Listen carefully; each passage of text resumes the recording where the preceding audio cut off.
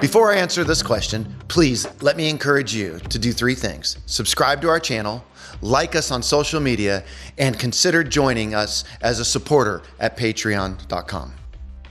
Cameron, when people hear the word apologetics, we get a lot of different responses, and sometimes people don't want to mess with it at all, and sadly, sometimes even pastors don't. So there's this apathy. Why do you think there's this apathy, and how do we deal with it?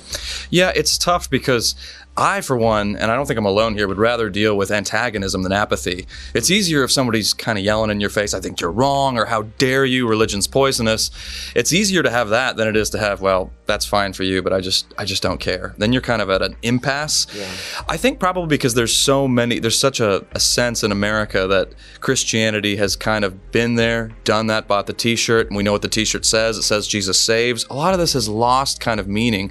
And so I think what we have to do as apologists is recover the full significance of Christianity, help people to see why it matters, and then we can get to evidence for the resurrection, then we can talk about the exclusivity of Christ. But if somebody doesn't care in the first place, you can offer them all the evidence you want, all the arguments you want, and it's going to fall on deaf ears because they don't care.